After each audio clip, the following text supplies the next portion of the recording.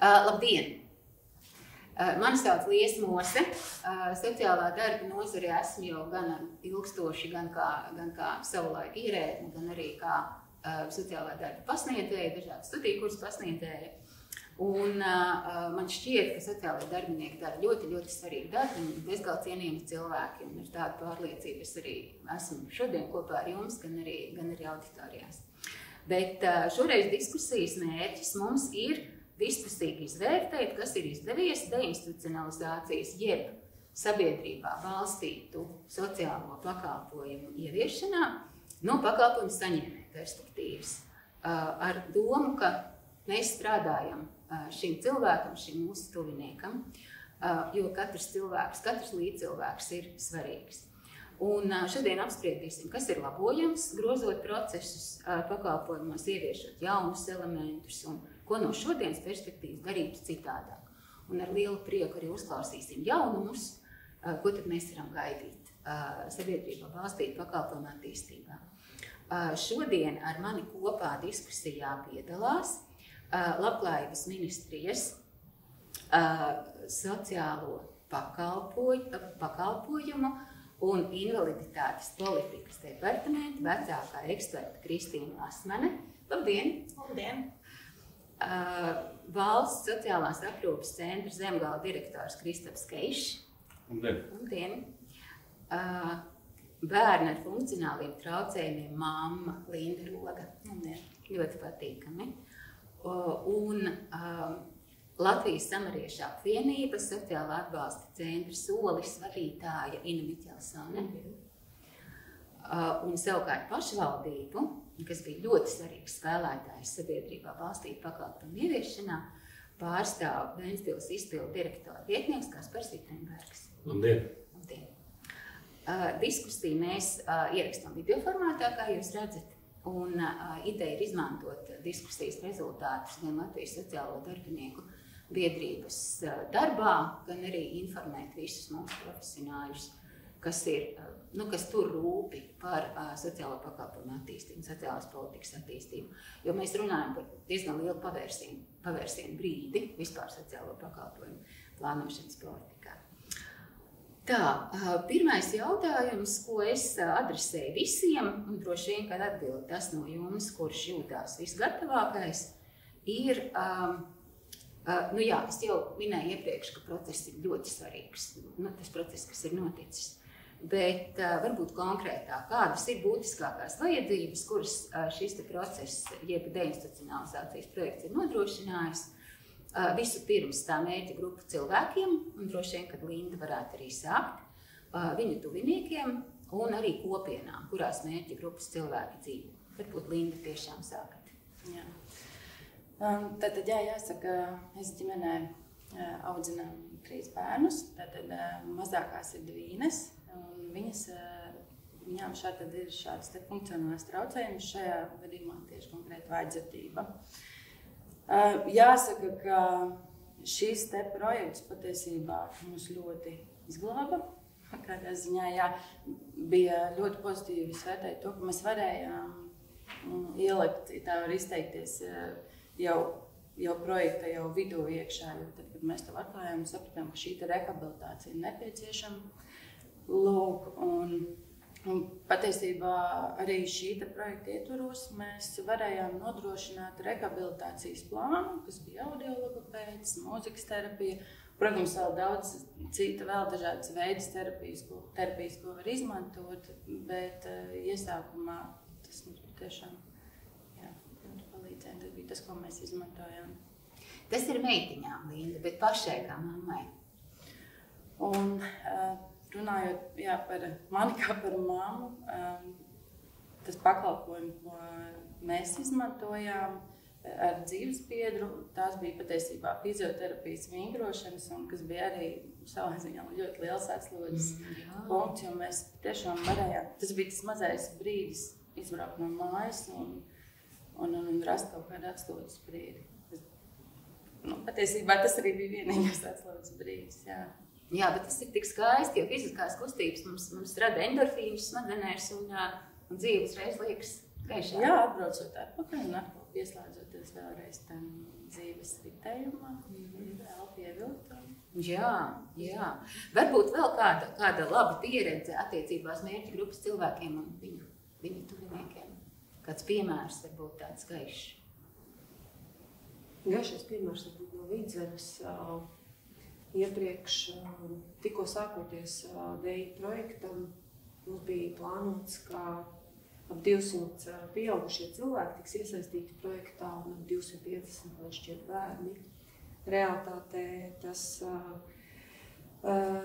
projekta beigās rezultējās ar to, ka mēs vairāk kā 1000 cilvēkus ieraudzījām, kam šādas te vajadzības pēc atbalsta ir. Un es domāju, tas arī bija tas galvenais, lielākais pirmā DI projekta ieguvums ieraudzīt šos te cilvēkus, ieraudzīt viņu vajadzības. Un šobrīd tad jādomā par to, kā to visu turpināt tālāk, jo mēs esam ieraudzījuši, sākuši šo atbalstu sniegt. Mēs zinām, ka ir virkni cilvēku, kuriem tas ir nepieciešams, bija nepieciešams, ir nepieciešams un būs nepieciešams. Un neieguldot tālāk, mēs radīsim problēmas nākotnē. Tāpēc labākais, ko mēs varējām iepriekš izdarīt, ir ieraudzīt šos cilvēkus. Jā, jūs ļoti skaisti pateicāt, un droši vien, ka kampaņa arī palīdzēja. Kampaņas, kuras notika projekta laikā, tās arī varēja varbūt palīdzēt cilvēkiem justies drošāk un arī varbūt saņemt vairāk sapratnes no līdzcilvēkiem. Jā, man pašai vienkārši, Inā, jūs klausoties, man pašai nāca uzreiz bija bildes priekšā par tām atšķirīgajām kurpēnkājās. Pagājušā gada, man liekas, 15. septembris, kad bija šī kampaņa visā Latvijā, ka cilvēks sajūt, ka būt atšķirīgam ir ok. Un jā, paldies, tas tiešām ir ļoti skaisti, ko jūs teicāt par kopienu. Vai mainījās kopienas, vai mainījās apkaimes, kurās dzīvo dažādi cilvēki, jo mēs jau nedzīvojam vienveidīgā sabiedrībā.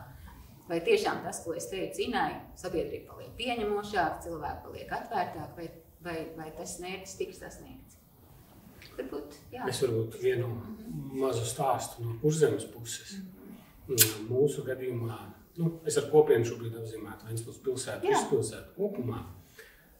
Mums šīs aktivitātes arī bija pirms DI, tā sauktā projekta, ja? Bet, protams, tas mērogs bija mazāks. Un tas viss dzīmā NVO pamatā pašiniciatīvā, teiksim tā. Gan ziedojumi sākumā, tad jau pieslēdzās pašvaldība ar atbalstu konkrēti un tā tālāk. Un DI projekta laikā šis apjoms, gan pateicoties projektam, tā skaitā varēja 4-kāršoties, 5-kāršoties cilvēku skaita ziņā, kas var saņemt šādu veidu pakalpojumus. Tas, protams, bija tas materiālais resurss, kas bija pieejams. Bet otra lieta, ko mēs redzējām, ļoti strauji šī cilvēku, ģimenes, kurās šie jautājumi ir aktuāli, uzticēšanās pieauga. Tas no mutes mutē viens otram un tā tālāk, jo mums bija diezgan ilgs laiks pilsētā, kad bija, teiksim tā, ar skaitli ap 40 ģimenēm, kas aktīvi gāja šo centru un tam līdzīgi, tad tas varēja ļoti strauji vienā brīdī palielinājās, jo kaut kā cilvēku uzticība un tā spēja atklāties un iziet sabiedrībā ar šiem saviem jautājumiem kļuva ļoti tāda pašsaprotama. Arī labs vārds pašsaprotama. Un patiesībā, jā, es jau pārgāju otru jautājumu, bet es varu tikai publiski priecāties par to, ka gan Kurzeme, gan Vidzeme, runājot par skaitu, cilvēku skaitu, kas arī indicē to, ka parāda to, ka cilvēki nekautrējas, cilvēki dzīvo atbilstoši realitātei, nevis pieņēmumiem, kā vajadzētu būt. Savā laikā strādājot ar resursu centru Zelta pašos viņu pirmsākumos, es atceros gan kopienu psihiatrijas mēģinājumus ieviest kopienu psihiatriju Latvijā, gan arī šo te normalizācijas konceptu, ko savā laikā Zelta attīstīja. Un man ir liels prieks, ka tādā valstiska projekta gaitā tas ir lēni, pakāpeniski, jā, vairāk kā 10 gadu laikā, jo tiešām pirms projekta bija iestrādes, tas ir noticis. Jūs esat jau mani izņēmuši vārdus no mutes ārā un atbildējuši uz otro jautājumu. Ina sāka un Kaspars Kaspars teica. Es jaucu Kasparas un Kristapus. Viņam iet lūdzu ļaunā, ja es samulstīšu uztraukumā. Bet jā, es tiešām vienkārši priecājos. Mēs sākam ļoti optimistiski. Saule spīd ārā, mums visiem labs noskaņojums, bet un nav jau arī mērķis kaut kādā veidā piesiepties. Bet varbūt ir arī kaut kāds, es nezinu, kaut kāds pesimistisks, nezinu, pat ne viedoklis, bet kādi šaubas, piemēram. Kā būs tālāk, vai tāds šaubu brīži ir kādam bijuši no jums? Es varbūt varētu par šaubu brīžiem ir vienmēr, bet tās iespējas, ko mums ir jāizmanto, lai to šaubu brīžu nebūtu. Šaubu brīdis ir tajā, kad man no institūcijas puses atsevišķi iedzīvotāji atgriežas atpakaļ institucionālajā aprūpē no sabiedrībā balstītiem pakalpojumiem. Un tie atgriešanās iemesli ir saistīti tīri ar, man gribētos teikt, tādu personības īpašības drosme, bailes, kad cilvēks paliek ierastajā institucionālajā domāšanā, un viņam ir bail no dažreiz sabiedrības, dažreiz izaicinājumiem, dažreiz iespēju izmantošanas, un tāpēc viņš ir nepietiekoši iespējams atbalsta dēļ jaunajā pakalpojumu sniegšanas vietā, jaunajā savā dzīves vietā ir jāatgriežas atpakaļ, iespējams es gribētu cerēt ar otru iespēju, pabūt šeit, saprast un varbūt atkal atgriezties sabiedrībā balstītā pakalpojumā. Jā, salīdzināt. Arī tās savas sajūtas salīdzināt. Un tā drosme jau arī gan iet mazumā, gan vairojās. Dažādi notikumi, protams, iespēdāja pozitīvu pieredzi un traumas. Bet paldies, jā, šis ļoti, ļoti vērtīgs komentārs, Kristap, par atgriešanās. Par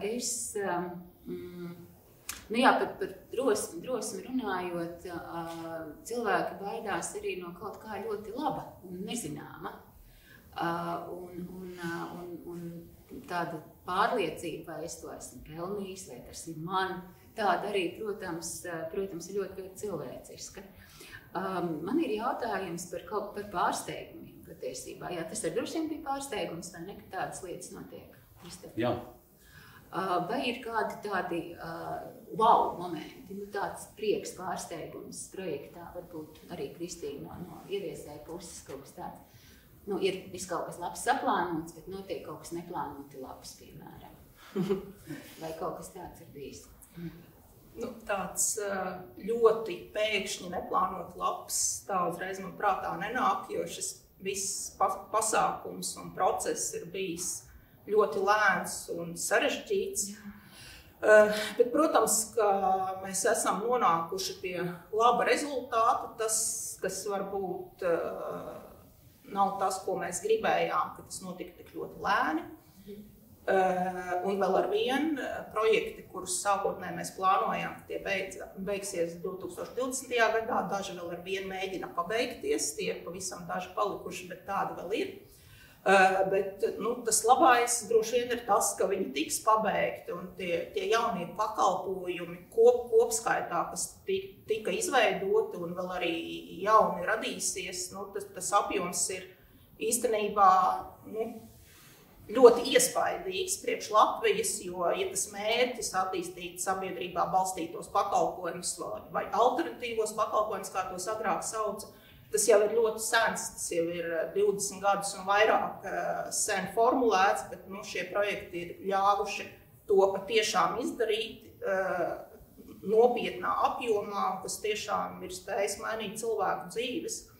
Un par to, ko Kristaps teica, par to, ka cilvēks pamēģina atgriežās, es gribētu teikt, ka uz to jau nav vienmēr jāskatās kā uz neveiksmi, jo kas ir svarīgi šajā deinstitucionalizācijas procesā vai vienkārši iespēja radīšanā cilvēkiem dzīvot ārpus institūcijām savās mājās un ar cilvēkiem kopā, ar ko viņi izvēlas dzīvot, ir tas, ka viņiem ir izvēles iespējas. Viņiem ir izvēles iespēja palikt institūcijā vai dzīvot kaut kur citur, dzīvot pakalpojumā vai dzīvot kopā ar sev zināmiem cilvēkiem citā veidā. Un tas, kas ir svarīgi, ka viņiem ir atbalsts. Un, ja šis atbalsts kādreiz nav tāds, kas viņiem ir ļāvis justies tā, kā viņi grib, un viņi grib kaut ko mainīt, tas ir tieši tāpat kā arī kur no mums. Mēs pamēģinām kaut ko, nepatīk, varbūt neizdodas, un tad mēģinām vēlreiz vai kaut ko citu. Un tas ir pilnīgi normāla procesa daļa, un līdz ar to, jā, droši vien, kad tā iespēja cilvēkiem izvēlēties, tas ir svarīgākais, ko šie projekti un šie pakalpojumi ir devuši. Jā, ja mēs runājam par cilvēku dzīves kvalitāti, tad savā laikā apvienotās nācijas viņi definē kā izvēļu skaitu palielināšanos. Un nenoliedzam, jā, tev absolūti taisnība, Kristīna. Ja? Un kā, jā, tieši šis izvēļu skaits un pieejamība, ka es varu izmantot, es varu lemt arī par sevi pats. Tas arī ļoti, ļoti svarīgi. Jā, tu pati minēji to lēnumu. Par to jau diezgan daudz runāja arī 4. aprīļa diskusijā, kas notika, man liekas, šajā pašā telpā ministrijā. Par tiem šķēršļiem, kas traucēja varbūt pakalpojumus ieviest. Vai ir kādi zemūdens akmeņi, kuri varēja nebūt, un tagad jaunajā periodā, kam būtu svarīgi arī kolēģiem pievērst uzmanību? Es esmu bijis šajā projektā no dažādām pusēm, sākotnēji kā intervētājs, nosakot vajadzības, pēc tam arī no Jūrmalas pašvaldības puses plānojot pakalpojumu, pēc tam jau no iestādes, kas sagatavo un virza sabiedrībā balstītos pakalpojumus. Esmu ļoti daudz domājis par to, kas būtu bijis jādara savādāk. Man gribētos teikt, ka ja arī mēs mēģinātu darīt kaut ko savādāk, mēs atkal runātu par to, kas būtu bijis jādara savādāk. Kad tas process, kā viņš notika, tā tam bija jābūt, tā tam bija jānotiek, bija sarežģīti, bija grūti, bet kopējais rezultāts jau ir labs. Tad, kad tu paskaties uz cilvēkiem, kuri dzīvo grupu dzīvokļos, kuri ir izgājuši no tās institūcijas, viņiem ir priecīgi, viņiem ir laimīgi.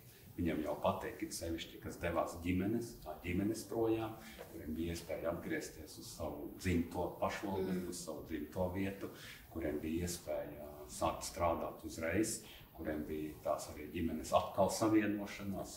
Tas ir tādi ļoti skaisti stāsti, un cilvēki ir šķiet priecīgi un pateicīgi par to, kad viņiem bija šī iespēja, jo mēs kā iestāde, kad reiz gaidījām, kad atvērsies kaut kur jauns pakalpojums, ļoti sekojām līdzi. Un vienmēr, kad atvērās jauns pakalpojums, mums jau rindiņi gaidīja. Un tad tas pulciņš, tādā kā mēs tā neformālā valodā par izlaidumu saucām, viņi aizdodās projām uz jauno pakalpojumu sniegšanas vietu. Un skaists pasākums. Tas arī skaisti, ja, ko tu par izlaidumu teici. Tad augšanas grūtības pareizi, kā tu teici, dabiski. Jā. Es varbūt gribētu piebilst par to, kas uz priekšu nākamajos projektos droši vien būs savādāks. Mums nebūs tās ļoti garās fāzes, kad mēs tikāmies ar pašvaldībām un ar cilvēkiem un bija tā noraidoša attieksme pret šo visu pasākumu. Vai tāpēc, ka labāk, lai viņi turpina dzīvot institūcijās, kad viņi jau no paša sākuma tas, ko mēs mēģinājām uzsvērt, ka šis jau nav stāsts tikai par cilvēku iziešanu no institūcijām. Tas ir stāsts par to, ka cilvēkiem tiek nodrošināts atbalsts un viņiem nav tur jānokļūst. Tas ir par cilvēkiem, kas jau tagad dzīvo sabiedrībā, bet bija šī ļoti lielā negācija par to, kā viņi tagad iznāks no institūcijām, mūs apdraudēs, mums traucēs, kā mūsu bērni tagad uz ielas ar viņiem būs jāstiegs. Un visas šīs lietas. Un otra lieta bija, par ko pašvaldības ļoti iebilda, bija tas, tas ir otrs variants. Viena bija tie, kas baidījās, un otra bija tie, kas teica, mums nav šādu cilvēku. Kādu pakalpojumu, kādiem 20, 30 vai 50 cilvēkiem pašvaldībā. Mums viņi nav. Un tad pakāpeniski šis process attīstījās, šie cilvēki tika ieraudzīti. Un šobrīd jau vairs nav runa par to, ka tos pakalpojumus nevajag, ka mums nav šādu cilvēku. Šobrīd vairāk ir runa tikai par to, kurš par ko maksā un kā to uzturēt un kā nodrošināt un cik daudz kas ir vajadzīgs vēl. Un lai tas arī nebūtu īstermiņa tikai atbalsts. Bet jā, šī fāze par to, ka mums to nevajag un ka mums nav tāda cilvēka, tas ir tas, kas es ļoti ceru, ka neatgriezīsies un līdz ar to, tie ir kādi 2-3 gadi, es gribētu teikt, kas pagāja šajā diskusiju posmā. Un, jā, es ļoti labi atceros vienu reizi Vidzemē, kad mēs kārtējo reizi tikāmies ar plānošanas reģiona visiem pašvaldību vadītājiem. Un, tā attieksme nebija tā pozitīvākā, un es atceros, rakstīju kolēģiem, pēc tam īziņu teica, nē, Vidzemē dēļ nebūs. Un tagad beigās ir tā, ka Vidzeme ir tā, kas ir attīstījusi visvairāk pakalpojumus. Līdz ar to, jā, tas varbūt arī ir tas, ko iepriekš jautāja par to negaidīto rezultātu. Jā, Vidzeme tādā ziņā ir, salīdzinoši ar to, ka tur ir netik daudz iedzīvotāju skaitu un tas pakalpojumu daudzums, kas ir attīstīts, tas tiešām ir pārsteidzoši un ļoti, ļoti pozitīvi. Klausoties tevi, es atceros nesenu pabūšanu Smiltenē dienas centrā cilvēkiem ar īpašām vajadzībām. Es tā maigāk tagad saku, ar īpašām vajadzībām. Man gāja teikt, termins pašai neītīsti pie sirds. Un es biju ārkārtīgi patīkami pārsteigta. Es ilustrēju arī tevis stāstīto. Bet aizved arī pie otra jautājuma, kurš ir gan retorisks, un višķi kautrējos arī viņu nolasīt, bet paši jau esam domājuši par to. Tad ēkas mums, kā Smiltenē, piemēram, daudz, kur citur ļoti skaisti centri ir izveidot arī Ventspilīs tīts, vai ne? Neaugšo. Jā, vienkārši jābrauc ciemos pie mums. Tad ir ēkas, labiekārtotas ēkas, ir jaunas tehnoloģijas. Super. Ir jauni pakalpojumi, kuri palīdz efektīvi, kā Linda teica, mums palīdz cilvēkiem, bērns arī ir cilvēks citas starpā, palīdz dažādu vecumu cilvēkiem sekmīgāk sabiedrībā funkcionēt, kā teikt, profesionāls, bet cilvēks parastais teikt, dzīvot un just labvēlīgu attieksmi no cilvēkiem. Un tad ēkas, pakalpojums saturs un cilvēki ar vajadzībām, un pakalpojums taču ir šim cilvēkam, vai kāds no šīm tādā birokrātiskā valodā, varētu teikt, finansējuma pozīcijām bija svarīgāks, vai viss tika skatīts kopā, vai ieviesēji to redzēja, ka tādu kompleksu risinājumu ēkas tehnoloģijas palīdzēs izveidot foršus inovatīvus pakalpojumus, kas efektīvi palīdzēs cilvēkiem. Vai arī tika prioritizēts, teiksim, sabūvēsim mājas, pēc tam izstrādāsim pakalpojumus, pēc tam sapratīsim, ko cilvēkiem vajag. Tas droši vien nebūtu tikai. Kā tad tur īsti bija? Ventspilī. Par cik mums šīs diskusijas nosaukums ir deinstitucionalizācijas gada laika, tad varbūt es ilustrēšu Ventspili tai skaitā, bet droši vien varbūt arī virkni citas pašvaldības par to, kāds ir mans redzējums par to, kā tas attīstījās. Es teiktu, ka DEI projekta sākumā mums droši vien bija tāds agrs rudens. Agrs rudens, kurā dažādas institūcijas, ministrijas, ne tikai vietējie cilvēki nāca ar pašvaldībām, ka mums šo vajag, realizējam šīs te aktivitātes tā tālāk. Un no vietas uz vietu noteikti atšķīrās, cik tai attiecīgajā pašvaldībā, tai politiskai vadībai ir tā informācija par to cilvēku skaitu, par to vajadzību, par to reālo. Cik liels ir bijis tas vietējās kopienas, teiksim, tāds, nosauksim spiedienas, informācija par to, ka mums kaut ko tādu vajag un tā tālāk. Tas no vietas uz vietu atšķīrās. Mums, par cik bija vēsturiskais jau bagāža, mums šī informācija savā ziņā bija. Citur varbūt kaut kur mazāk. Bet katram bija kaut kādas savas iztēles un par tiem iespējamiem cilvēku skaitu un tā tālāk, jo mēs varam paskatīties dažādas statistikas tabulas, iegūst vienalga invaliditātes rādītājs, vēl kaut kāds rādītājs, bet cik no viņiem nāks, cik būs gatavi nākt, cik reāli vajadzēs. Un par cik mēs runājam, ka tajā starp brīdī jāatbild jau ir miljānos mērāmās vienībās. Vajag vietu. Tas kaut ko maksā. Aprīkojums maksā, vieta maksā. Tajā brīdī ir izšķiroši svarīgi izvēlēties optimālo, tā teikt, to izvēli. Neuztaisīt par lielu, neuztaisīt par mazu. Cik no kuram tas ir izdevies, to var šobrīd vērtēt. Un tad ir nākusi ziema, kad ir notikuši šis DEI, un ir bijis sniegs virsū, kā kurā vietā, kaut kas tur ir dīdzis, kādā vietā vairāk, kādā ir bijis sals, kādā kaut kas ir izsalis, kādā ir varbūt tie laikapstākļi bijuši labvēlīgāki. Un šobrīd pavasarī mēs redzam, kur kādi ir tie augi.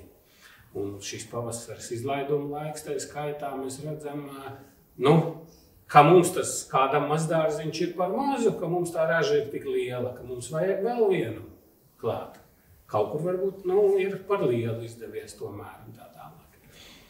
Bet, lai vai kā mēs runātu, pirmā vietā ir cilvēks. Un, protams, ir vajadzīga vieta, bet tas ir otrās pakāpes jautājums. Ir vajadzīgs pareizs lēmums par vietas izvēli, jo otrais tu to neizdarīsi. Bet pirmā vietā ir cilvēks. Lūk, tad mēs esam pavasarī. Kādam tā raža ir ļoti liela, un viņš šobrīd domā, ko tālāk darīt. Jo projekts beidzās, resursi beidzās, un tagad attiecīgai pašvaldībai no tā sava nosacītā maciņa ir jāspēj šo mazdārziņu turpināt kopt. Un varbūt viņu pat paplašināt, 2 reizes lielāku. Un tie ir tie izaicinājumi, kas burtiski šodien ir galdā katrai no vietām, katrai no pašvaldībām, no kāda resursa to visu turpināt, to, kas ir veiksmīgi izaudzis šī ražas laikā. Jā, paldies. Paldies, Jā, ja es skatos uz vidzemē izveidotiem pakalpojumiem, tad es vienmēr saku tā, ka katrā vidzemes vietā ir tieši tādi pakalpojumi un tieši tiem cilvēkiem, kas šos pakalpojumus arī saņem. Jo mēs nevaram salīdzināt, grupu māja tur Rujienā un grupu māja Madonā. Abas divas ir grupu mājas, bet cilvēki ir ļoti atšķirīgi katrā no tām. Viņu vajadzības ir ļoti atšķirīgas. Un kaut kā man gribas ticēt, ka tas, kāpēc viņi nonākuši vienā vai otrā no šīm mājām, ir tieši tāpēc, ka viņiem tur ir vislabāk. Mums ir gadījumi arī, ka cilvēks ir dzīvojis vairākās grupu mājās un arī beigās aizgājis no grupu mājas, kas arī līdzīgi kā Kristaps minēja par šo atgriešanos aprūpes centrā, arī ir tā viņa izvēle. Viņš ir gribējis vienā, otrā, un beigās viņš ir sapratis, ka viņš negrib nevienā dzīvot. Un tā ir viņa tā izvēle. Ja? Bet katrs pakalpojums ir izveidots tieši tāds, un arī katrs pakalpojums sniedzējs raugās uz saviem cilvēkiem, kas pie viņa nāk.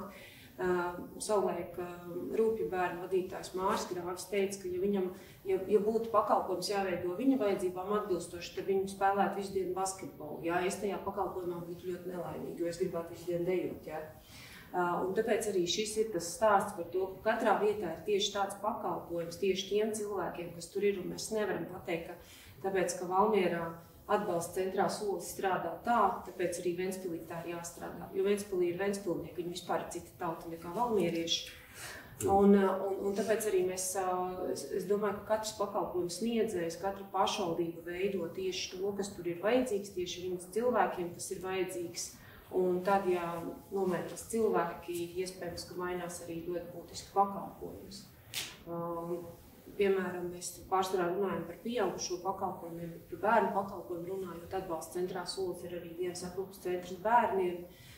Sākotnēji, kad mēs plānojam šo pakalpojumu vērt vaļā, bija doma, ka tajā darbosies 2 nodarbību vadītāji, aprūpētājs un sociālais darbinieks. Šobrīd mums tas personāls sastāvs ir absolūti savādāks, jo izrādās, ka lielākoties bērniem ir nepieciešama ļoti liela aprūpe tieši, teiksim, atbalsts ikdienas higienas lietās, atbalsts ēšanā un tā tālāk. Un mēs redzam, ka mums nav nepieciešams, ka mums ar 0,3 aprūpētājs lodzi ir krietni par maz. Mums vajag 2 aprūpētājus un vienu nodarbību vadītāju. Nāks citi bērni, būs citas vajadzības, atkal būs jāpadomā, kā viņu vajadzībām atbilstoši šo pakalpojumu nodrošināt. Tā kā katrs pakalpojums dzīves organisms, kas ir domāts tieši tam, kas tur nāk. Un vēl arī par tiem, arī, ko Kristaps teica par cilvēkiem, kas atgriežas aprūpes centros. Tas ir stāsts ne tikai par atgriešanos aprūpes centros, bet arī par to ģimeņu modeli, kāds ir līdz šim bijis daudziem cilvēkiem. Viņi varbūt sākumā ļoti vēlas nākt uz pakalpojumu. Mēs darām visu iespējamo, izzinām viņa intereses, mēģinām saprast, kas viņam patīk, mēģinām pielāgot darba laiku un visu kaut ko, cik tas ir iespējams. Tas arī nav bezgalīgi.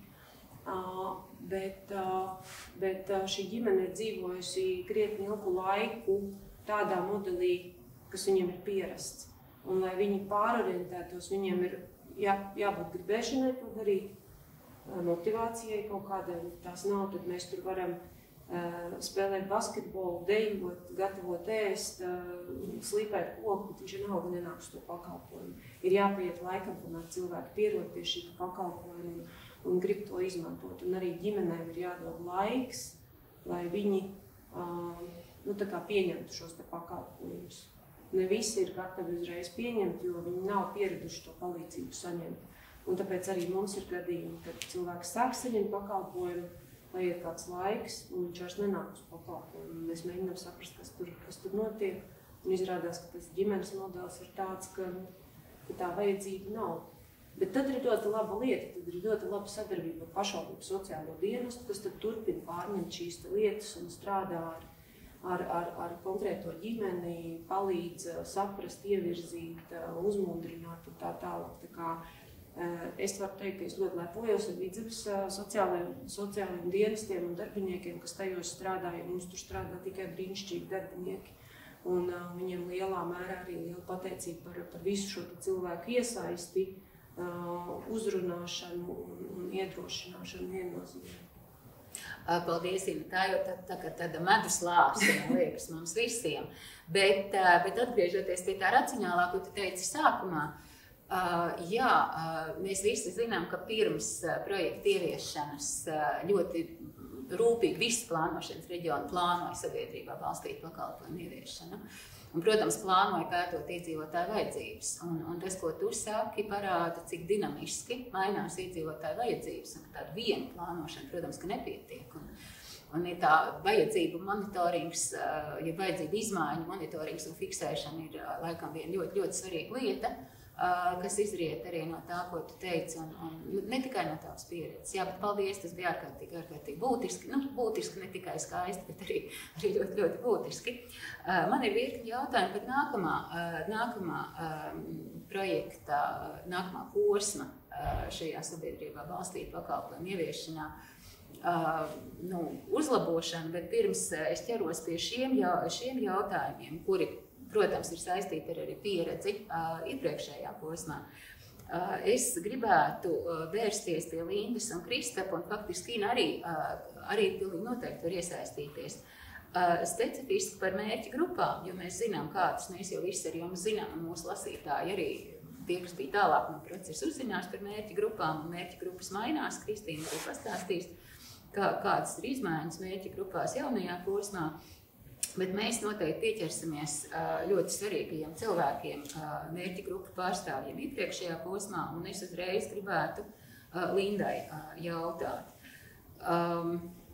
Tu iesāki stāstīt par meitiņām, kā tas palīdzēja. Varbūt kādu vēl kādu piemēru, kā viņām iet ar vienaudžiem, piemēram, sazināties, kā mācībās, kā ir mainījusies viņa dzīve? Jā, tad no sākuma ir jāsaka, varbūt svarīgi no sākuma vecākam, pieņemt to faktu, ka tas ir tā, kā tas ir. Un tas, protams, katram nāk citādāk, bet, lai saprastu to tālāko dzīvi, to tālāko rehabilitācijas plānu, ir ļoti svarīgi pieņemt šo te faktu, tikt pāri sāpēm visām citām emocijām. Lūk, un tad izveidot kopā ar speciālistiem šo te plānu, kā mēs rīkosimies, kā labāk palīdzēt bērniem integrēt jebkurā aspektā dzīvē. Lūk, un man jāsaka, es personīgi raugos ļoti personīgi pozitīvi uz mūsu pieredzi, jo mēs bijām tādi ļoti, manuprāt, ļoti aktīvi vecāki, un lai arī šī te informācija par projektu pie mums nonāca netīšām, ja tā varētu izteikties, jā. Labi, ka tā, tad nonāca, tad mēs pilnā mērā izmantojam šo te piedāvāto rehabilitācijas klāstu, un tagad, protams, tie rezultāti ir ļoti labi. Meitenes ir ļoti bļāpīgas, komunikablas un citu reizi pat jāpušina ir. Bet tas visnotaļ arī parāda, manuprāt, iezīmē tādu svarīgu aspektu, ka ir jābūt nepārtrauktībai. lai panāktu rezultātus. Un es domāju, tas neatiecas tikai uz uz tādu problemātiku kā manām meitenēm, bet es pieļauju arī uz citādākām. Es varbūt nebūšu tāds speciālists, nevarēšu tā izteikties, jā. Bet ļoti svarīgi ir nepārtrauktība. Un līdz ar to, ja ir iespēja saņemt šādus pakalpojumus, tas ir brīnišķīgi. Un mēs jau neko vairāk arī nevaram būt saviem bērniem, patiesībā kā visu maksimāli, kā saka, no sevis un no tā, ko mēs varam no sabiedrības paņemt un apkārt no pieejamām iestādēm, kas palīdz ar finansiālu atbalstu, jo ir jāsaprot, ka tas ir, vismaz mūsu gadījumā, tas ir tie diezgan lieli ieguldījumi, jo nodarbībām jābūt regulārām, tostarp arī tagad, kad šis projekts ir beidzies. Protams, mēs no daudz kā esam atteikušies, jo to finansiāli nevar izdarīt. Bet to, ko mēs varam, to mēs darām pilnā jaudā un ceram, ka atkal varēsim turpināt atsākoties šim projektam. Jā, bērni ir svarīgi vienmēr un arī projektā. Taču darbs ar bērniem turpināsies, Kristīna. Pakalpojumu bērniem. Šobrīd jaunā perioda projektos galvenais akcents ir uz to, lai visās pašvaldībās būtu pieejami pamatpakalpojumi, kā dienas aprūpes centrs, grupu māja, specializētā darbnīca. Un šo pakalpojumu izveidē ir vērsta galvenā uzmanība. Dienas aprūpes centrs, protams, ir būt arī pakalpojums, kurā sniedz rehabilitāciju. Un ne tikai tiem bērniem, kas tur ikdienā iet, bet arī citiem bērniem. Droši vien, kad ir jāskatās šo pakalpojumu attīstību, tā elastīgāk, nevis kā burtiski, kad dienas aprūpes centrs un tur pakalpojumu var saņemt tikai tie bērni, kas tur iet katru dienu vai regulāri. Jo pamatmērķis ir tas, lai Latvijā vairs nebūtu pašvaldība, kurā nav pieejami pakalpojumi, kurus šobrīd, es gribētu teikt, mēs jau uzskatām par pašsaprotamiem un par kuriem ir bijušas garas diskusijas arī tā skaitā ar pašvaldībām un pakalpojumu sniedzējiem vienojoties par to pakalpojumu sarakstu, kuru tad mēs tur liekam un kuram tad ir jābūt pieejamam pilnīgi visur. Tas ir viens virziens. Šie dienas aprūpes centri jaunā perioda projektos ir plānoti arī pensijas vecuma personām, kas ir tā mērķa grupa, kurā iepriekšējos projektos netika atbalstīta. Šobrīd pašvaldībām ir izsludināta iespēja pieteikt projektus, un pēc kāda mēneša apmēram mēs redzēsim to rezultātu un to interesi un faktiski kas ir tas, pie kā pašvaldības ir nonākušas. Viņas iesniegs projektus, neiesniegs vai kādā virzienā šis te attīstīsies. Bet, protams, bez šiem pamatpakalpojumiem ir svarīgas arī citas lietas, kas ir vērstas tieši uz pakalpojumu kvalitātes pilnveidošanos un uz to, lai mēs vairāk pakalpojumos vērtētu un ņemtu vērā to, kā jūtas cilvēks saņemot šo pakalpojumu. Un šajā virzienā mums ir plānots projekts, kas faktiski ir sācis darboties, kur ir paredzēts nonākt pie jaunām metodēm, kādā veidā mēs vērtējam pakalpojumu kvalitāti un cilvēku dzīves kvalitāti. Tieši tāpēc, lai projekta beigās mums būtu nevis tikai tādi rezultāti, ka tik cilvēki ir saņēmuši pakalpojumu, bet arī rezultāti, kā tas ir mainījis cilvēku dzīvi. Un tas ir tas, pie kā mēs ceram nonākt nākamo 5 gadu laikā. Protams, vēl viena ļoti svarīga lieta ir inovācijas. Inovācijas sociālos pakalpojumos tā ir vēl viena lieta, kas ir jauna, kas nebija iepriekš, un kur gan pašvaldībām, gan sociālo pakalpojumu sniedzējiem būs iespēja attīstīt savas jaunās idejas, pilnveidot esošos pakalpojumus, domāt, kā kaut ko var darīt labāk, savādāk un to izmēģināt šajos projektos, kas dos tādu iespēju. Paldies, paldies. Tās ir ļoti, ļoti labas ziņas, sevišķi tās, ko teica beigās par pakalpojumu izvērtējumu, jēgas un efektivitātes izvērtējumu. Tas ļoti, ļoti būtiski. Bet es drusku pieķeršos pie tā, man ļoti patika, ka tu teici pieiet elastīgāk, lai dienas centrā būtu dažādi pakalpojumi. kas būtu pieejami arī bērniem, kas, piemēram, Lindas bērni, kas varētu aiziet un saņemt konkrētu rehabilitācijas pakalpojumu dienas centrā. Bija viens kliedzošs gadījums, tas gan, es nenosaukšu plānošanas reģionu, pateikšu to, ka tas nav neviens no klātesošiem plānošanas reģioniem, bet pašvaldība bija plānojusi DEI līdzekļus izmantot tieši cieto investīciju līdzekļus izmantot peldbaseinu būvēšanai un atteicās no peldbaseinu būvēšanas tikai tāpēc, ka saprata, ka peldbaseinā būs ļoti maz bērnu, kuri drīkstēs tur peldēt, ja bērni tikai ar konkrētām diagnozēm. Un lai tādas lietas vairs nenotiktu, tur saka pašvaldības iesniegs projektus, lai tādas lietas vairs nenotiktu, cik lielā mērā par to ir domāts. Jā, mums ir konkrētas mērķi grupas nodefinētas, bet vai tiešām, ja ir pakalpojums, tad viņu apmaksās tikai, viņš tiek apmaksāts tikai projektu mērķi grupām, tas ir skaidrs. Bet vai viņš būs pieejams, varbūt kaut pat pašvaldības līdzekļiem, vai viņš būs pieejams arī citiem cilvēkiem? Projekta laikā, protams, ir konkrēti nosacījumi, un no projekta var apmaksāt tās lietas, kas ir noteikts, ka no projekta var apmaksāt, un tur nekāda liela elastība nav gaidāma. Tur elastība ir iespējama tikai tajā periodā, kamēr šie nosacījumi tiek formulēti. Bet pēc tam, protams, bet tas jau ir jautājums vispār par to, kā mēs skatāmies uz pakalpojumiem, kā tiek organizēta šo pakalpojumu sniegšana. Tās robežas tiek definētas un pārdefinētas, un arī normatīvi akti tiek mainīti. Un, ja mēs nonākam pie skaidrības, kādā veidā kaut kas ir jāmaina regulējumā, ja tas ir traucē, mēs grozam gan kā noteikumus, gan likumus un arī mainam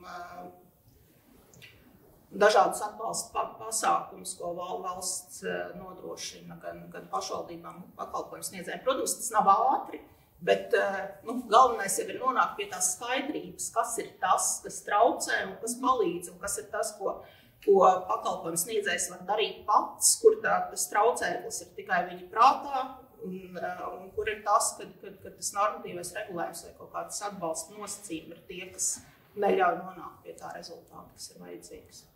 Jā, tas, droši. Papildināt par šo pašu tēmu. Tā elastība, jo lielāka elastība būs, jo labāk beigās būs tas rezultāts mums kopumā sabiedrībai tā tālāk. Jo mēs bieži vien norealizējam projektus un tad uzliekam tik stringus rāmus, ka šī vietā drīkst realizēt tikai šo un neko citu. Šī vietā drīkst realizēt tikai šīm personām, nevienām citām. Šī vietā nedrīkst nosauksim tā, ar kādiem maksas pakalpojumiem pelnīt naudu, lai varētu pēc tam to investēt turpat iekšā tajā pakalpojumu sniegšanas procesā. Un tad saliekam tik daudz sev tās robežas, ka pašiem ir grūti pēc tam algot. Jo mazāk robežas uzliksim un skatīsimies, vai pēc jēgas un būtības tajā vietā notiek tas, kāpēc to centru izveidoja. Es nerunāju, ka tagad tajā vietā notiek kaut kas cits, bet papildinošas, visas papildinošās aktivitātes, kas netraucē sasniegt projektā izvirzītos mērķus, nevienu papildus ierobežojumu. Nevienu. Un tad mēs sasniegsim daudz labāks rezultātus, nekā mēs gribam, nekā mēs redzam šodien tā tālāk.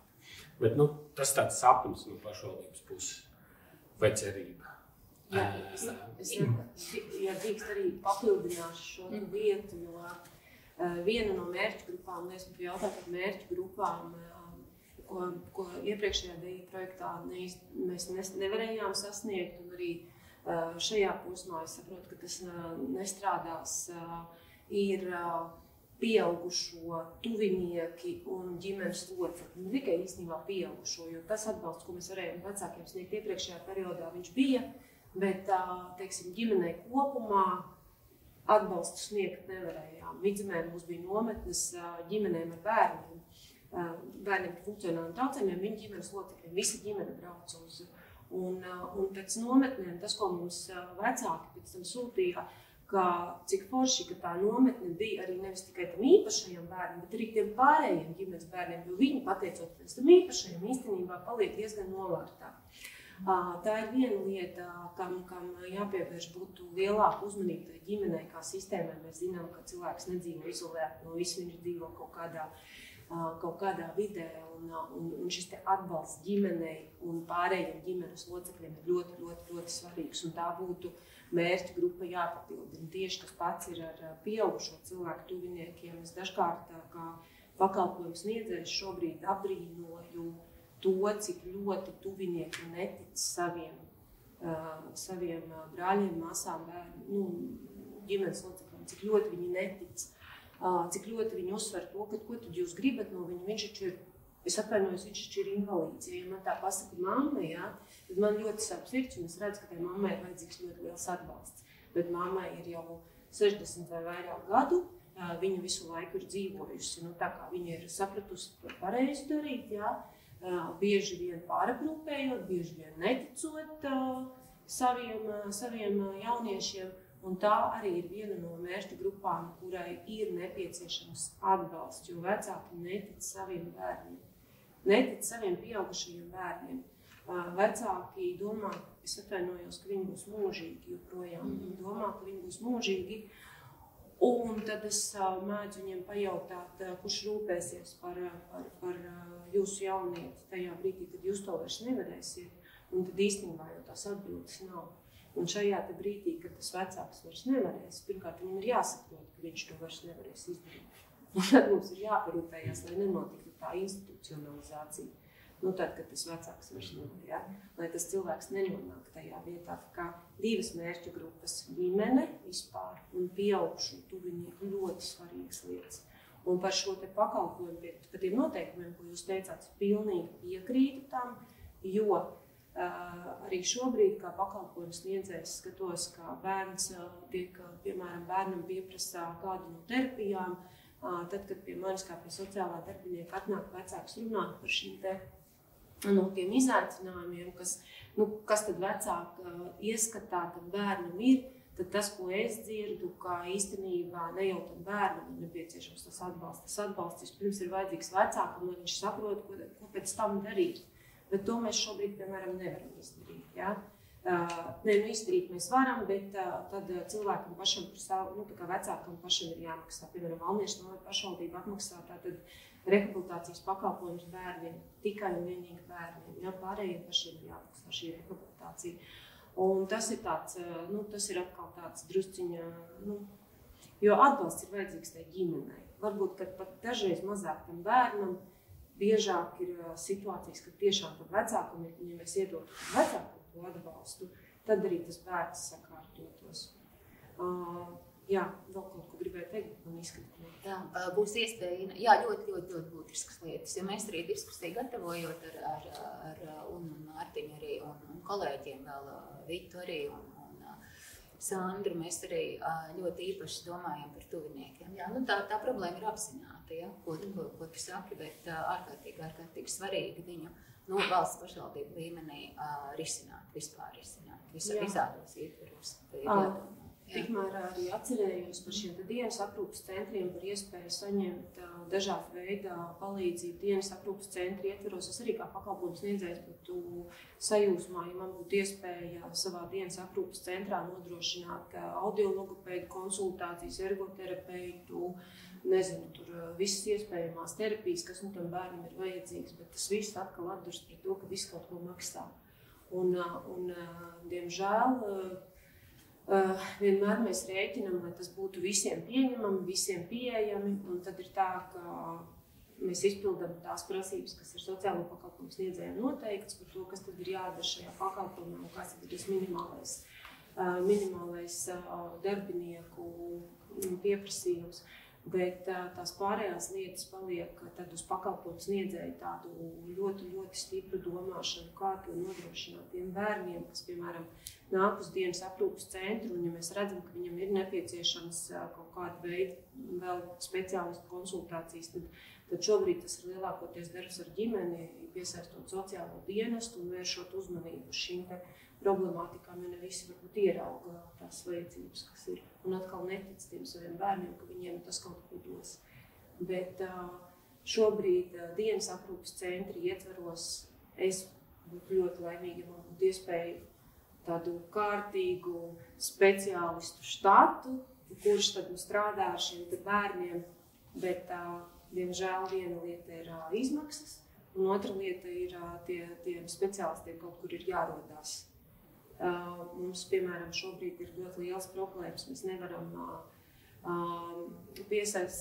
sakārtot un piesaistīt sev, piemēram, tik vienkāršu profesiju kā psihologu. Valmierā nav psihologa, kas var nākt strādāt ar mūsu bērniem atbalsta centrā Solis. Smilšu terapeiti nav. Ja? Tad, šis speciālists trūkums, viņš joprojām ir šausmīgi aktuāls. Es skatījos vakardien abi terapeiti, pateicu, tas ir 4. Es gribētu to sarakstu ieraudzīt, kur viņi ir un uz kuriem viņi dosies. Jo es jau vakardien gatavu rakstīt un prasīt, kur ir, lai iedod. Mums arī, jo mums ir viens abi terapeits Valmierā, kas aktīvi strādā un skaidrs, ka viņi ir pamās. Bet es būtu vairāk nekā laimīga, ja arī manā centrā būtu abi terapeiti, jo arī mums ir bērni ar uzvedības traucējumiem, un mums ir nepieciešams arī tiem speciālistiem, kas tur strādā, ir vajadzīgs atbalsts, un tiem bērniem ir vajadzīgs atbalsts. Tā kā, lai vai kā mēs te negribētu, bet vienmēr viss ir resurss, cilvēku resurss un arī, protams, finanšu resurss, kas ir pilnīgi saistīts ar visiem šiem jautājumiem. Jā, Kristīne ievies optimismu par pārklājumu, ka mums ir maksimāli šis arī speciālistu.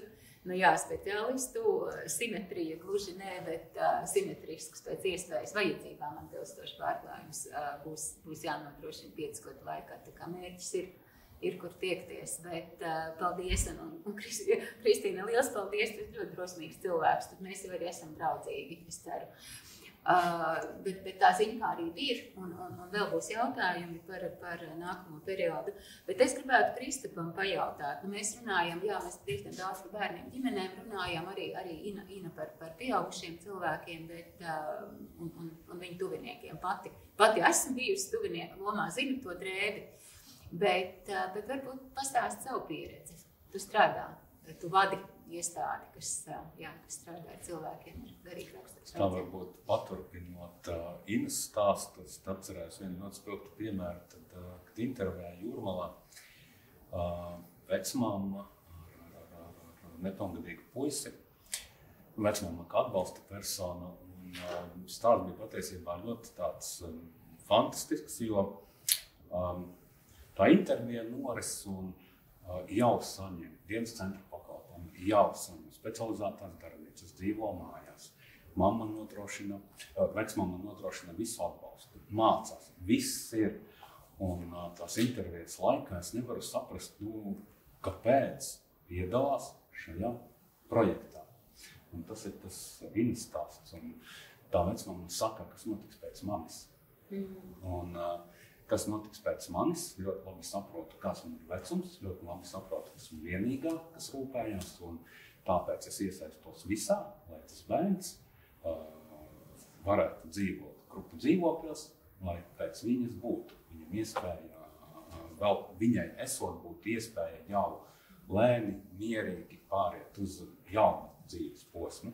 Tas tās man šķita ļoti skaistais piemērs, ka tas vecāks apzinās un dara un rīkojās un iesaistās. Jā. Un par pieaugušajiem runājot, kas pēc tam? Un prātā nāk tāds lielākais izaicinājums, ar ko mēs iestādē saskārāmies kā tādā. Un tas izaicinājums bija darbinieki.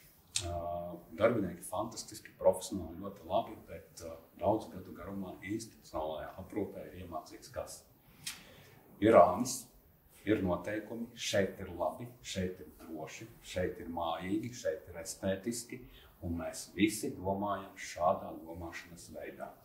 Un tagad ir darbinieku komanda, kur ir salauzuši sev domāšanu un saprot, ka jādodas ārpus šīs iestādes. Ir jābauda dzīve pilnībā neatkarībā, pilnībā patstāvīgā un jāizmanto to, kas ir. Bet tas ir tikai bariņš cilvēku, kuri ir salauzuši to domāšanu. Un tas bariņš cilvēku cītīgi ļoti mēģina motivēt iedzīvotājus. izmantot iespējas, stāstīt par iespējām, runāt par tām, piedāvāt variantus, bet ir otrā pusē tie, kas griež visu pretēju.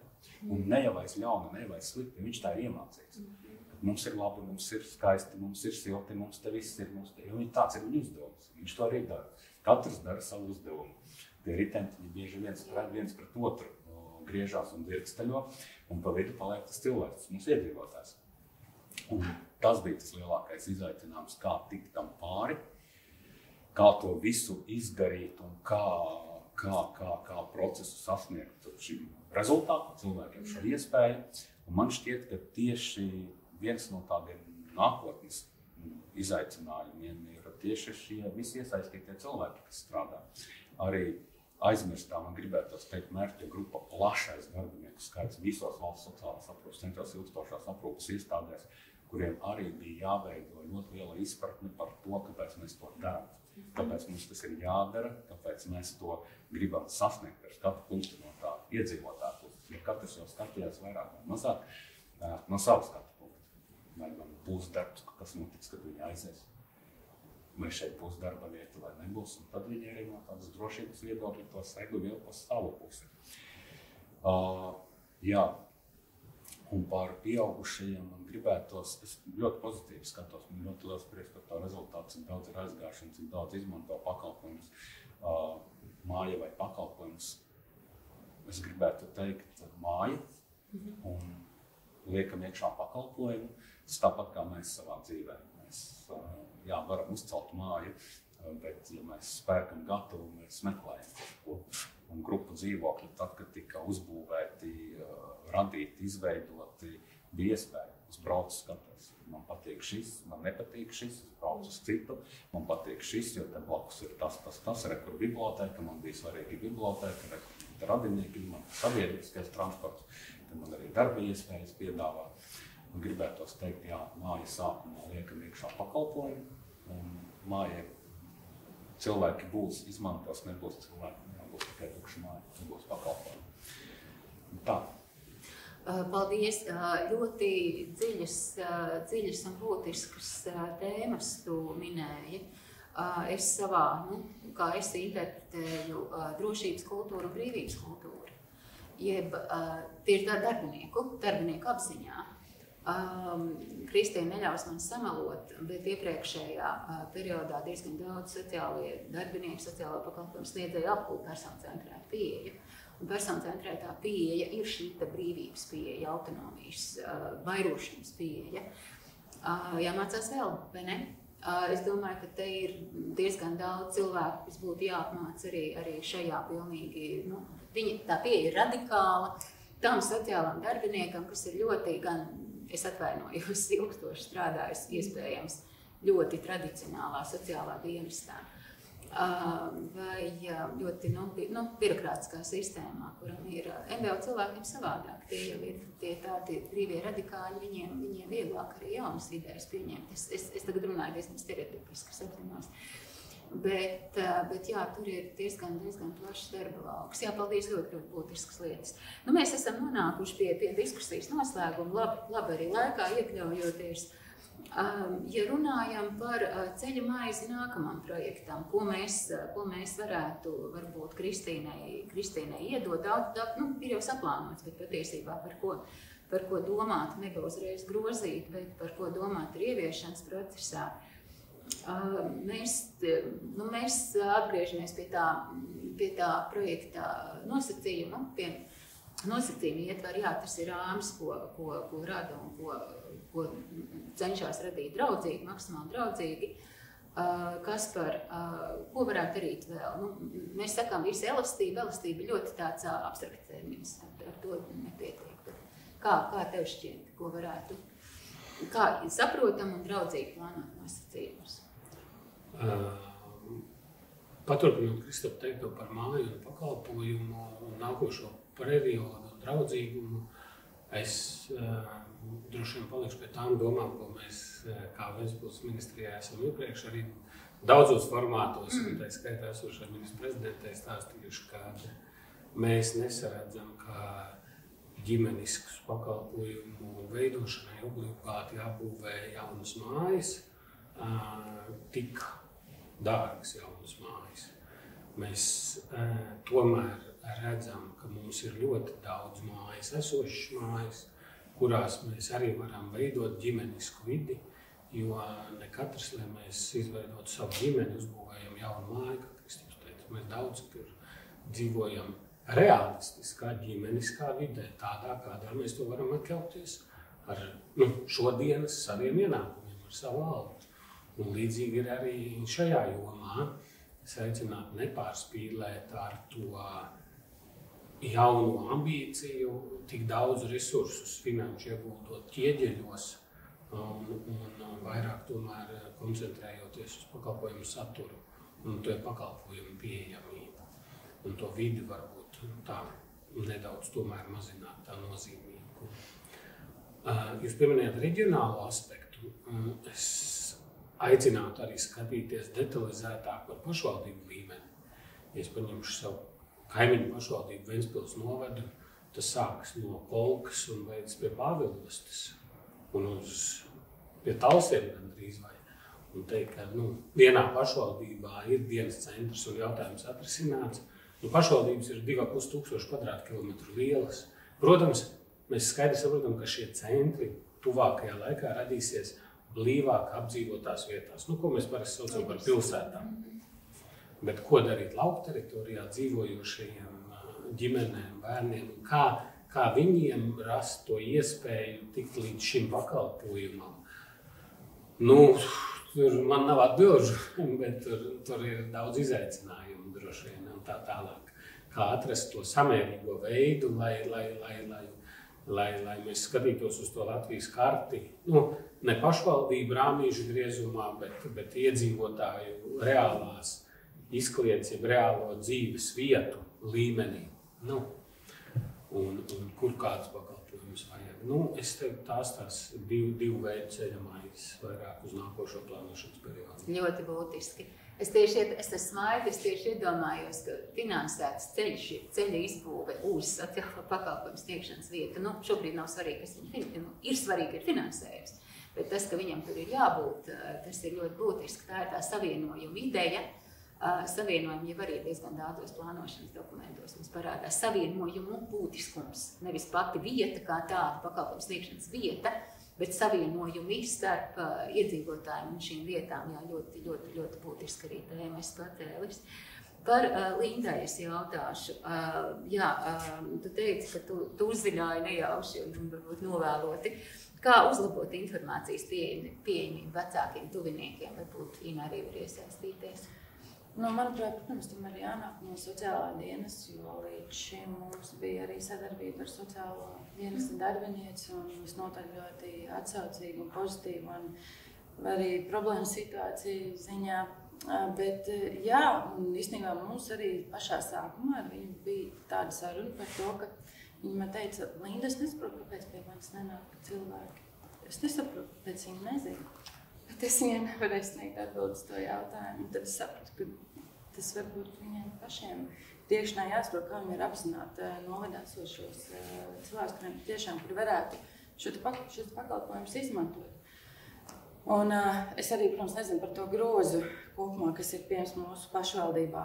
Pēc savas pieredzes var teikt, ka tas, kas mums būtu nepieciešams, tas izņemot fizioterapiju, nav pieejams. Mēs arī visu saņemam Rīgā. Lūk, un protams, tas tā varbūt, ja nonāk arī līdz vecāku ausīm, tad ir jābūt vecākiem pašiem ļoti aktīviem. Viņiem ir jāgrib darīt, jāgrib saņemt rezultātus. Viņiem jābūt arī proaktīviem. Protams, arī viņiem ir, pašiem ar sevi. Tai saskaņai jābūt, lai saprastu, kāds būs tālāk tas plāns, lai vispār to var realizēt, lai var saprast, kur vērsties pēc palīdzības un kādas ir iespējas. Tas tā kā mans tāds. Ļoti, ļoti labi. Man arī ļoti, ļoti patīk tas, ko jūs tas, ko tu saki, ka tas ir kopdarbs. Viss, par ko mēs runājam, ir kopdarbs, nav gaidīšana no kāda. Vienkārši mēs šeit arī esam kopā, lai plānot vislabākos tādus kopdarbības modeļus un domāt un analizēt iepriekšējo pieredzi. Ina, kā padarīt? Jā, bieži vien vecāki arī projektu laikā, tad, kad interesējās par kādām atbalsta saņemšanas iespējām, tad nereti bija tāds teikums, ka kāpēc mums sociālais dienests neko nestāsta. Un tad es viņiem teicu, ka diemžēl nav tā, ka tajā brīdī, kad bērnam piešķir invaliditāti, sociālajam dienestam iekrīt e-pastā labdien, tādā un tādā ielā, tur un tur šobrīd ir bērniņš, kuram ir nepieciešams atbalsts. Nav šādas te, ja? Un tāpēc es priecājos, ka arī mamma saka, ka vecākam pašam ir jābūt aktīvam, ar mēru aktīvam. Dažkārt es nesaprotu, kā var bērns divas nodarbības dienā iet uz rehabilitācijām, jo tas nav skaidrs, būtu droši vien ļoti nokrust no tā visa. Bet tā kā jā, ar mēru aktīvam jāmēģina saprast, jābūt ļoti ciešai sadarbībai gan ar savu ģimenes ārstu, gan ar citiem speciālistiem, kas ir zinoši par bērnu, un pašam vecākam ir jābūt tādam, jāspēj analizēt tā informācija, kas tam bērnam ir svarīgi, kas tam nav, un jātic savam bērnam, ka viņš var izdarīt. Un jāmeklē informācija, jo neviens cits visas tās nianses par jums nezinās. Nevienā sociālais dienests, diemžēl, nezina visus speciālistus, ko jūs esat apmeklējuši un kādas ieteikumus viņi ir iedevuši. Tāpēc tas jebkuram cilvēkam, kurš saskars ar kaut kādiem izaicinājumiem, jāiet uz to sociālo dienestu. Nav tur neviens neapēsts, neizcepts, visi ir iznākuši veseli ārā, viss ir kārtībā, ir atrasts atbalsts un palīdzība. Varbūt, ja nesanāk pirmoreiz tas kontakts, mēs visi esam cilvēki, vai ne? Kādam sliktāk, kādam labāk, paskatāmies, atnākam citā reizītē, paskatāmies vēlreiz, kas ir, bet neiestājamies kaut kādā pozā, ka es tagad gaidīšu sociālais dienas, tagad gaidīšu, ka pie manis nāks, vai pakalpojums sniedzējs gaidīs, ka pie manis nāks. Un vecāks arī tagad gaida, un tad mēs visi trīs viens uz otru gaidam, un tā arī nekāds rezultāts nav. Mēs kā pakalpojums sniedzēji organizējam atvērto duru dienas regulāri reizi mēnesī vismaz. Mēs gan pārstāvam telpaugus, gan taisam ekoprinta meistarklases, gan papīra liešanas meistarklases, kur cilvēks, bet nevienam nav jāsaka, kas tu esi un kāda ir tev vajadzība. Mēs vienkārši aicinām uz aktīvu darbošanos, uz interesantu pēcpusdienu, kura laikā cita starpā tu vari ieraudzīt arī to, ko mēs piedāvājam. Tas ir tas, kā mēs to darām. Aicinām šos cilvēkus iepazīt sevi. Ja mēs dzirdam kaut kur, ka šāda vajadzība ir, protams, ka mēs arī sazinamies paši ar cilvēkiem, uzrunājam, aicinām nākt ciemos, nevienmēr atnāk, bet vismaz mēs esam to darījuši un negaidām viens uz otru. Kā tur tajā bija, lai tiktu tuvāk, ir jāiet klāt, nevis jāgaida šurpnākam. Man liekas, tas ir visās vietās, vienkārši ir jāiet un jārunā un jāinteresējās. Mēs visi esam cilvēki. Paldies, ļoti skaisti un aizkustinoši, paldies. Bet es tagad par tiem solīšiem, jā, es arī esmu vecmodīga. Es arī esmu vecmodīga tādā ziņā, ka klātienes saziņa man šķiet, ka nevar aizstāt virtuālā saziņa, bet tā virtuālā saziņa var aizvest uz klātienes saziņa. Cērs sociālais dienests ir ļoti aktīvs Facebookā, mani draugi, un arī citi sociālai dienesti par Ventspilu nerunās. Tā Ventspils vispār dzīvo sociālos tīklos. Bet runājot par, es piemēram varu pateikt tik vienam mūsu klausītājam vai lasītājam arī apsolos, ka tam noteikti jāparādās tekstā, vai Labklājības ministrijas Facebook kontam būtu jāsako. Jo Labklājības ministrijas Facebook kontā ir ārkārtīgi daudz vērtīgas informācijas, infografika formātā. Tur viss ir pateikts, kas tev pienākās, ko tu vari dabūt dažādos kontekstos. Un ir arī projektu Facebook konti, kuros ir ļoti, ļoti vērtīga informācija. Tā kā arī virtuālie solīši, nodara arī virtuālie solīši. Tas tāds mans padoms. Bet, ja runājam par ceļa maizi jaunajam projektam, tad vispirms mēs katrs savu kukulīti dodam Kristīnai. Mēs pēdējā intriga, kas ir saglabāta līdz diskusijas beigām, Nu, ko tad mums sola turpinājums? Pēc tā, ko tu jau teici, jā, protams, svarīgs ir pakalpojumu pārklājums. Ko vēl tu varētu piebilst tādu, kas atšķirs projektu iepriekšējo, jauno projektu no iepriekšējā projekta? Tādā lietotāja cilvēku līmenī. Ko viņš dabūs tādu jaunu, skaistu un vajadzīgu? Tas, ko viņš dabūs jaunu vajadzīgu, droši vien būs ļoti atkarīgs no pakalpojumu sniedzējiem, kur sniegs šo izveidoto pakalpojumu. Jo, protams, ka nosacījumi visiem ir vienādi, bet izpildījums ir ļoti atšķirīgs. Un tā ir tā lieta, ka vietās, kur ir spēcīgas nevalstiskās organizācijas, kur ir cilvēki, kas ar sirdi veido pakalpojumus, tas pakalpojums ir atšķirīgs nekā citā vietā. Un mēs, protams, ka no valsts līmeņa nevaram nekādā veidā nogarantēt, ka tagad visur viss būs labi. Un tāpēc droši vien, ka tas, kas ir svarīgi, ir domāt par šiem jaunajiem pakalpojumiem, jo atbalsts jau ik pa laikam ir pieejams un tas ir dažāds. Bet tā principiālā lieta droši vien, kas mums ir jāsaprot, ka Eiropas fondu vai jebkurš cits projektu atbalsts tas ir tikai projekts, tas ir uz laiku. Un ja mēs gribam, lai lietas mainās pēc būtības, mums tā saimniecība ir jāpārkārto pašiem savu, gan valstī, gan pašvaldībai, gan pakalpojumiem. Un fondu finansējums neatrisinās visu, ja mums ir aprūpes institūcija, kura 20 gadus nav remontēta, nebūs tāds brīnums, ka tagad visiem būs pieejama nauda un mēs varēsim visu pacelt citā līmenī. Nē, mums pirmkārt ir jāsaprot, ko mēs ar saviem resursiem varam darīt savādāk, un tad ir papildus šie fondu projekti, ar kuriem mēs varam kaut ko attīstīt, izdarīt kaut ko jaunu. Un, protams, ka atslēga ir šie personu centrētie pakalpojumi ar domu par cilvēku, par to, kā viņš jūtas, par to, ka viņam ir izvēle. Un tas ir tas galvenais, ko fondu projektiem būtu jāienes pakalpojumos. Un, tas viss pārējais ir pakārtots un, protams, atslēga ir cilvēki, kas šo visu var attīstīt un strādāt ar attiecīgajām mērķu grupām. Bet redz, šis inovācija fokus, par ko tu runāji iepriekš, tas tev arī tiem speciālistiem gan dos darbu, gan iemeslu mobilizēties, mācīties vēl un sniegt labus pakalpojumus. Man drošību rada tas, ko tu teici par to pakalpojumu izvērtēšanu, ka šis rīks ir ārkārtīgi vērtīgs, ka notiks, protams, katrs pakalpojums sniedzējs iekšēji izvērtē savus pakalpojumus. Tas ir tāds cieņas elements, ka man ir jāsaprot, kā es strādāju, vai kaut kas pašam nav jāmaina. Bet, kad ir šis ārējais izvērtējums, tas ir cilvēku labā.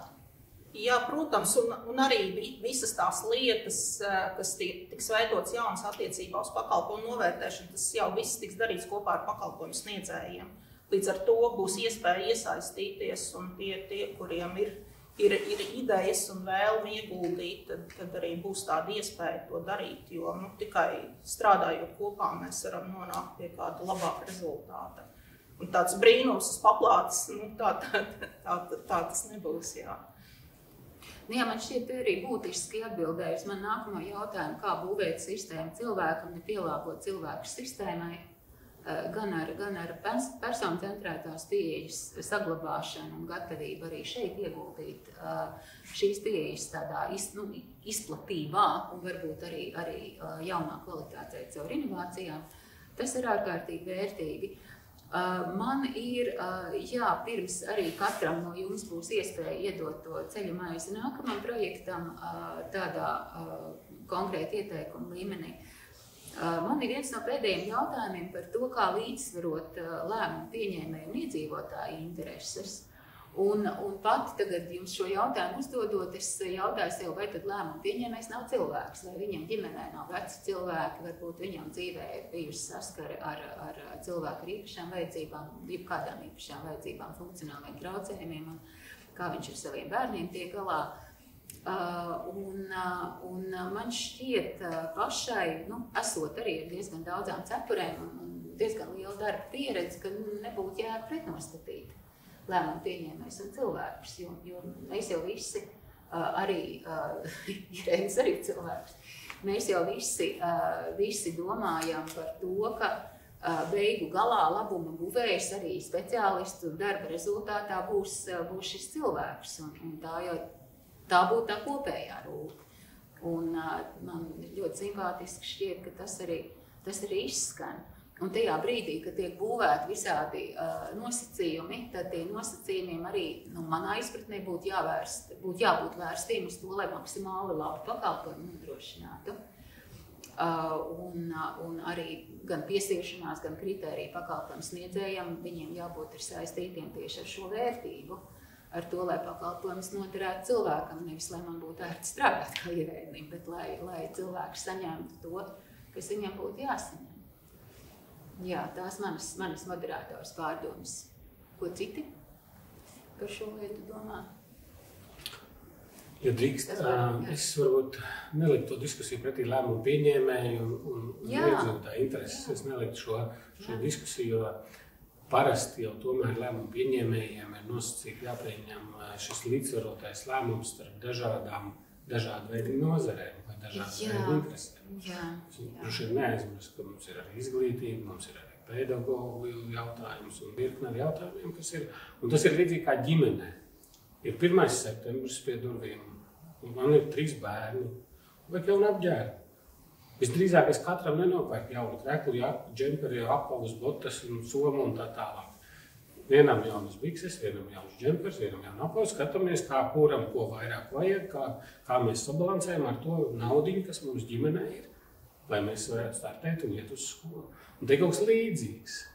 Ir šī joma, ir citas jomas un tā tālāk, un tad mēs skatāmies tās iespējas. Tur mums ir projekts, tur mēs varam to, jo tas, paņemsim to vienu iedzīvotāju vai to ģimeni. Ka viņam varbūt ir šis jautājums aktuāls kā DI stāsts. Ja? Viņam tikpat aktuāls, iespējams, citam bērnam ir parastā, tā skola, teiksim, ja?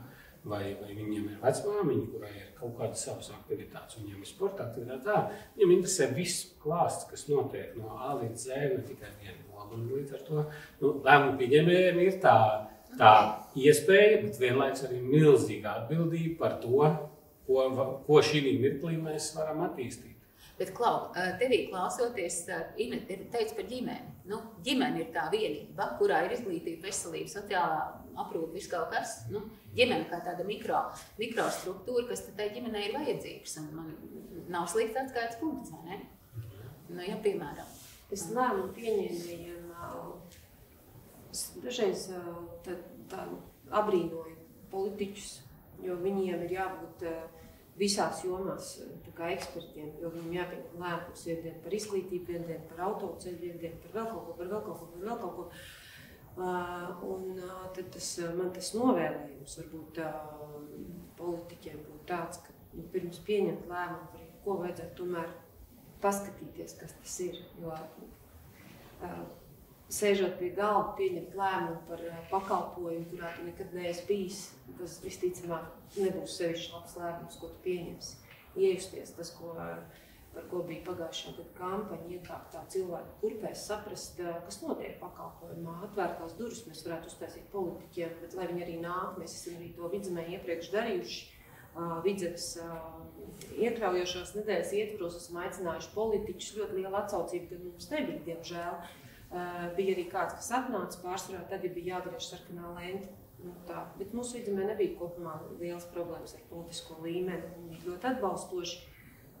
Bet lai kā man gribētos tomēr pirms pieņemt lēmumu par vienu vai otru vai trešo lietu, kas skar konkrēti cilvēku dzīves, mēģināt saprast, kas tur notiek. Jo tas īsti, tas ir drusciņi cits stāsts nekā uzbūvēt rūpnīcu vai kaut ko, kas arī noteikti ir svarīgi. Un ekonomika viennozīmīgi ir svarīga.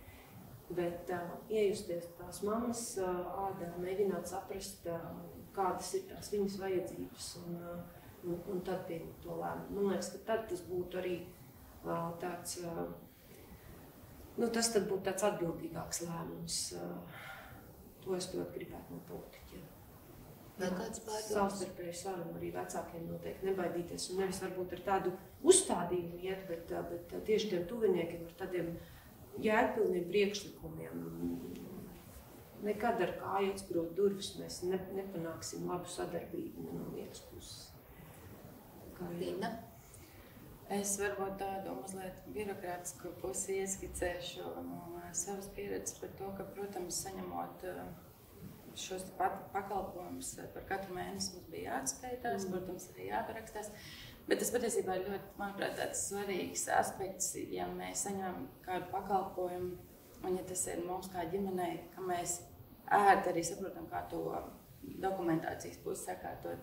Un mūsu gadījumā sākotnēji mēs varējām tikai fiziski parakstīt katras atskaites. Un tas patiešām bija apgrūtinoši, un mēs neskatām, kāpēc to nevar darīt tagad elektroniski. Lielākoties cilvēki tomēr izmanto elektronisku parakstu. Lūk, un tad mēs vērsāmies pie mūsu sociālās darbinieces, un bija ļoti atsaucīgi. Viņa teica, izdarīsim tā, ka varēs. Un tas patiešām tas tik ļoti to laiku iekonomēja, un mums nebija jābraukā speciāli, lai parakstītu, tāpēc, ka viens ir nodarbības, otrs, kamēr sagatavo to atskaitīt. Un tad, jā, tas tāds praktisks varbūt svarīgs. Bet ļoti svarīgs un laika taupošs, protams.